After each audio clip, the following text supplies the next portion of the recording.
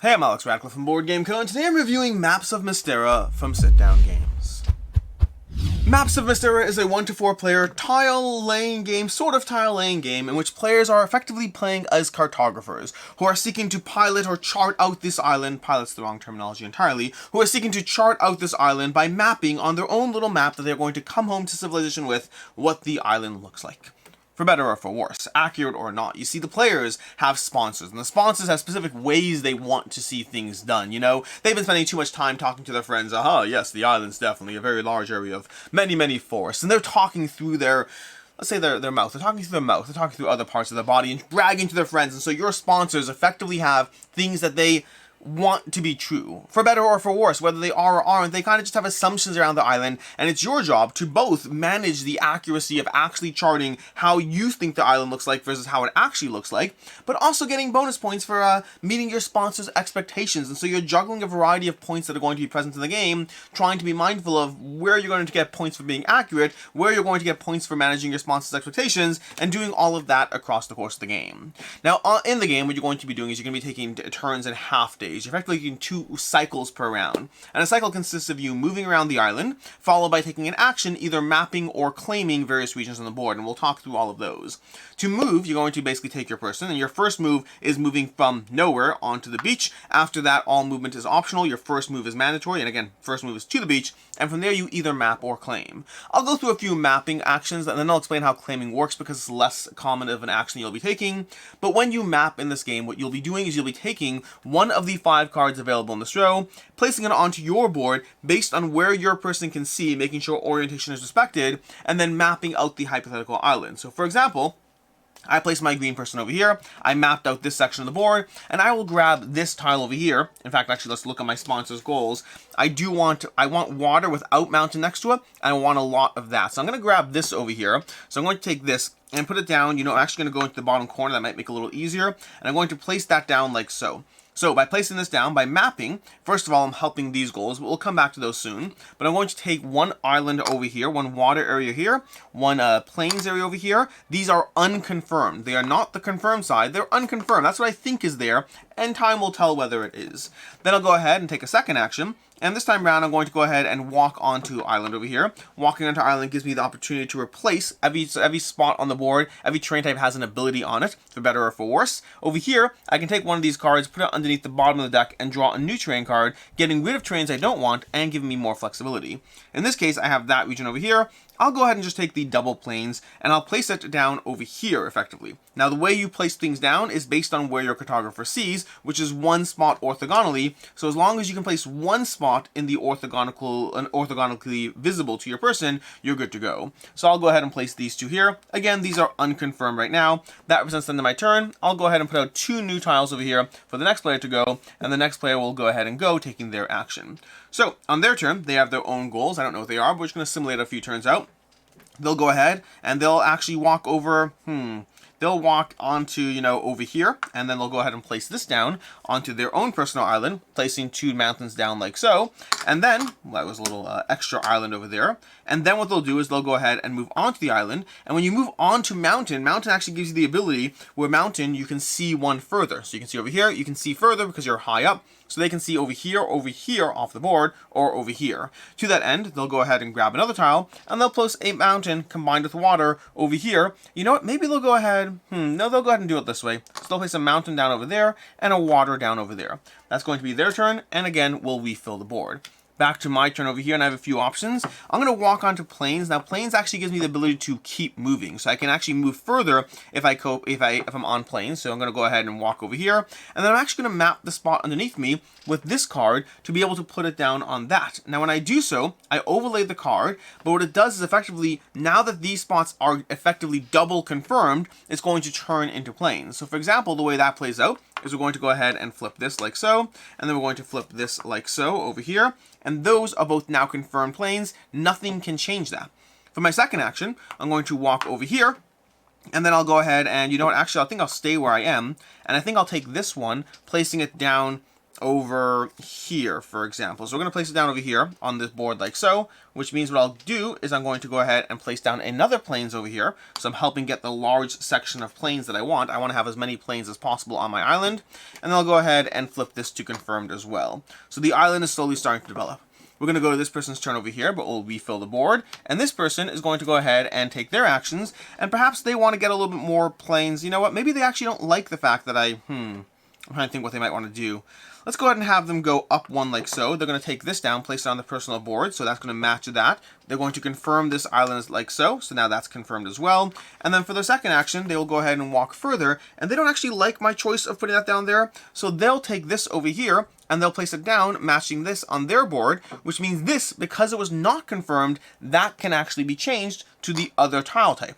In general, when you place a tile type down, there's a few options. Either you are placing it down for the first time and you place it unconfirmed side up, or you are replacing it over the same type that's already listed and you then place it the same, then you then move it from unconfirmed to confirmed, or lastly, you're replacing with a different type and then again you go unconfirmed. Basically, when you have two sightings of the same type of terrain in a row, that's how it becomes confirmed. Let's go ahead and go one more cycle of rounds and show you how the claim action works, and then we'll talk about the, review and opinions and all that stuff.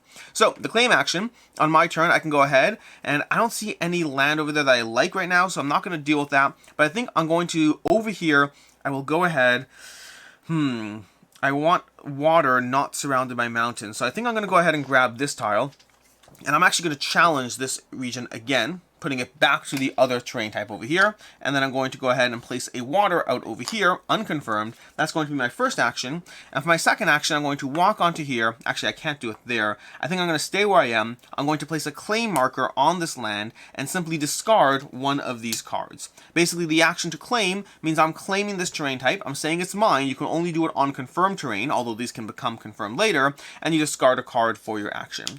That's going to be how you take the turns in the game. You're going to be moving. On your turn again, you take two actions.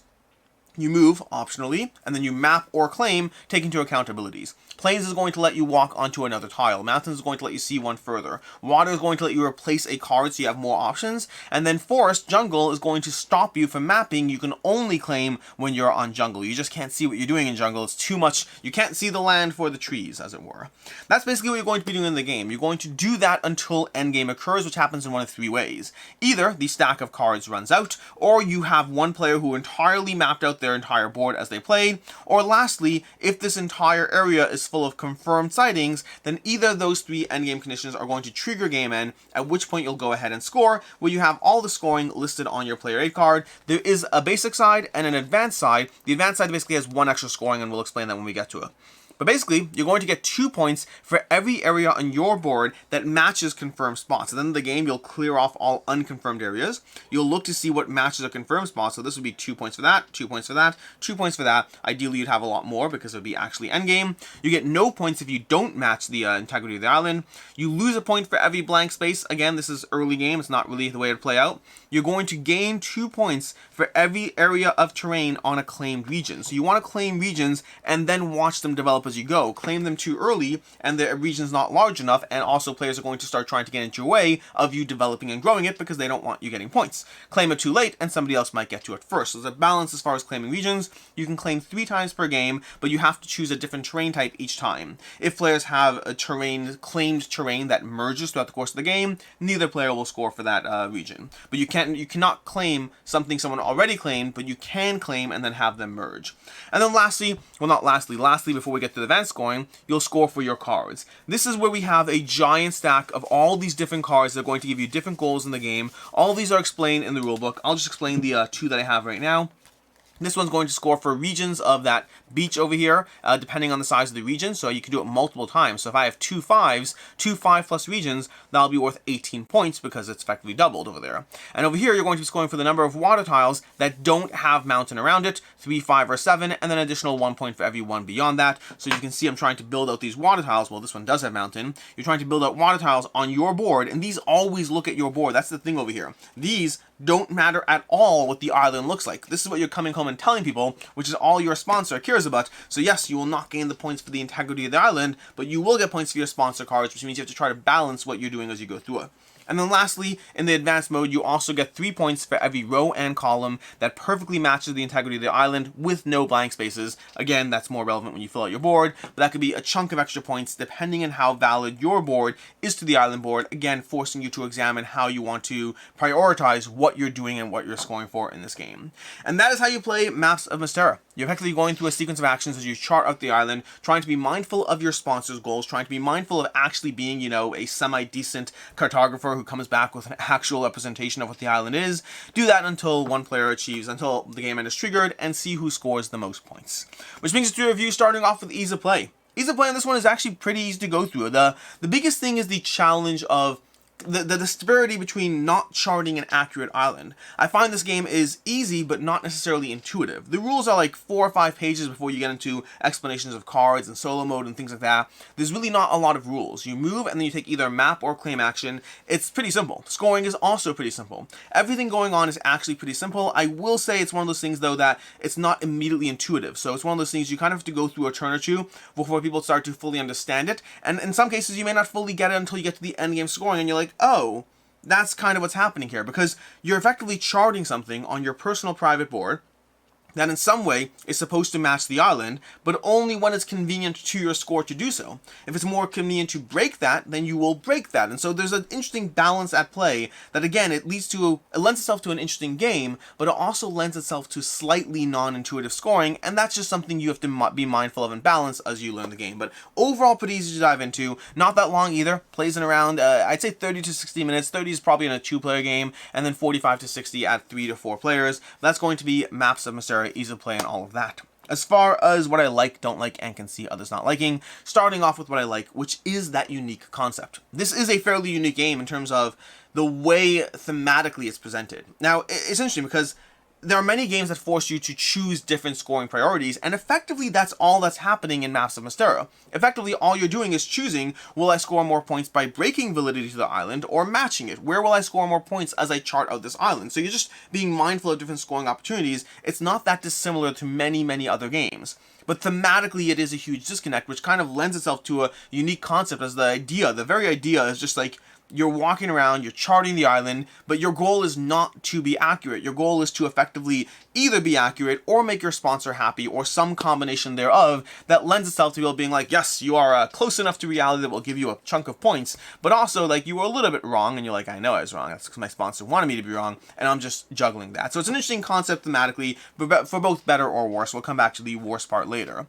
The variety of goals in the game is huge. This is going to be your main replay aspect as far as different ways to try to figure out how to balance the integrity of the island versus your own personal scoring goals. These give you just a ton of things to go for. You're going to draft 4 of these at the beginning of the game. I didn't tell you that part. You'll be taking 4 of these at the beginning of the game and then choosing 2 that work together. So you have some sense of agency. In theory, you could draft these. I wouldn't necessarily recommend it because some players will see what you might have, changes the way you approach it. They do have recommended starting pairs as well for players who just want to dive into it that first game without having to understand why you would pick certain combinations before they even fully understand the game. But overall, I didn't find these that complicated to dive into, and the large variety of them is a big deal.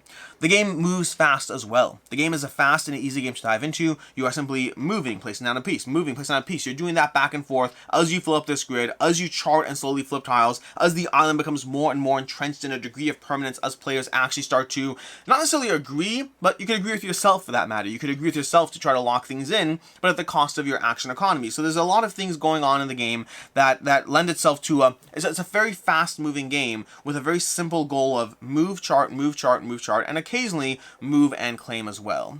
Past that, as far as things I don't like in the game, there's really only 2 things, and the first thing is that the jungle just feels annoying, especially depending on how the jungle builds out. Jungle is something that you can't map with. You can only claim, and the problem is you're not claiming that often, and you're not going to claim in jungle that often either. So you're really limited when you start dealing with jungle. You almost want to just avoid jungle. But depending on how the map builds out, you may have sections of jungle that you have to waste turns going through, which is just not fun. And so I think that the concept of the jungle, I like the idea of something that gets in your way, but I want something that gets in my way, not something that kills my turns. I want to have less efficient turns or things I can do to get around it. I want some sense of progress forward, and jungle, depending on how it builds out, can just kill your turn. So that I like the idea of it. I think it's a little too a little too limiting in the way it's done, especially if jungle builds out into clusters of jungle, which could happen, especially based on players' goal cards. You could have large clusters of jungle. If you have them in disparate areas like over here, then it just forces you to examine how you navigate the island, which is a different challenge.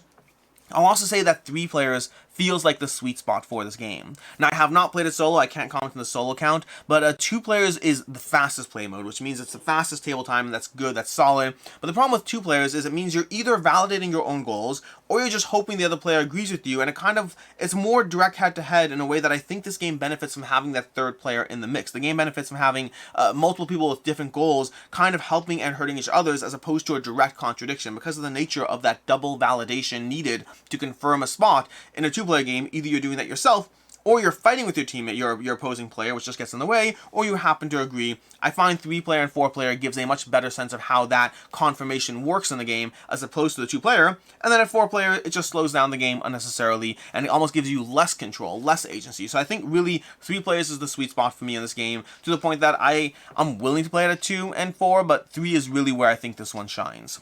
As far as what I can see others not liking, first of all, the idea of mapping things out inaccurately might be both thematically a disconnect and also understanding the rules a disconnect. And speaking of thematic disconnect, there's a few thematic disconnects because of the nature of this game. Just to give you an example, if my goal is to validate my sponsor and not to worry about the accuracy of the island, why in the world can I not be over here while I place a map card down over here? Why should the adjacency matter if I'm literally just building things out the way I want, regardless of any sense of accuracy? And so there's areas like that that have a degree of thematic disconnect, or the idea of mountains. You benefit from the ability of an area, whether or not it's accurate. And so if I think there's mountains here, I can see further, but if it turns out to actually be water, I still saw further that earlier turn. So like there's a few thematic disconnects. They don't necessarily bother me, but if you're looking for a game that's going to not leave you with any questions as to how it actually works, I don't think this is that game. There's a few areas that just don't thematically make sense because of the nature of the very interesting confirmation theme going on, or even just the idea that like if I see a spot twice, it becomes what I want. Again, thematically, this definitely disconnects at play. And then lastly, I'll say that you can certainly get stuck in the game if you don't plan it out well. The nature of that adjacency requirement to map things means that if you end up circling back in areas while having areas of your board uncharted, if you don't plan out or think out how the movement across the jungle is going to move, where you have to double back to actually confirm spots, if you don't chart it out well and think through your plans, and depending on how other players get in the way, you might find yourself with some dead turns as you try to move around the island to actually achieve the goals you need based on the adjacency or closeness that you'll need to be able to do so. As far as final thoughts on Maps of Mystera, I overall enjoy this one, but I think to me it falls under the category of almost a cute, gimmicky puzzle. It's hardly perfect, but it works well. Particularly at the 3-player count, it works well. It's very unique in the theme, although again, I'm not sure if it's actually unique or just feels unique. The idea of those disparate goals and having different things to be mindful of, that's present in a lot of games, but the way Maps of Mystera does so is charming. It's interesting to actually go through that process of kind of developing the island together with other players, because you are to a certain extent building out what this final puzzle is going to look like based on your own requirements of trying to both match your sponsor's goals while also trying to make sure you can have that fidelity to the island as much as possible as you go through it. So it's very interesting, it's very unique, it's very charming. The main variety is going to come from the sense of goals, but I think that's kind of where it caps out for me. It's a good game. It's charming. It's interesting. It's different. But I don't know if it's amazing. It's charming and interesting and different. It's a 3.5 out of 5 for me. I enjoy this one. It's very quirky. It's very different. Different is the word. Different and charming, while also not being particularly amazing in the actual gameplay itself, but it does get points for innovation and all that. So 3.5 out of 5. If you're looking for other game recommendations, first of all, if you're looking for one of my favorite tile laying games, Cascadia is going to have that as you build out your own private terrain, not worrying about how others are mixing in with your own area. And if you're looking for something that has that kind of that major aspect of just managing different points as you try to build out quirkiness and craziness in a box, Castles of Mad King Ludwig will give you that, a very different puzzle you're trying to create as you try to figure out how to connect castles in a craziness. Just craziness is what you're doing in Castles of Mad King Ludwig. In any case, until next time, I'm Alex Radcliffe from Board Game Co. I hope you found this review helpful, and as always, I hope you have a good one.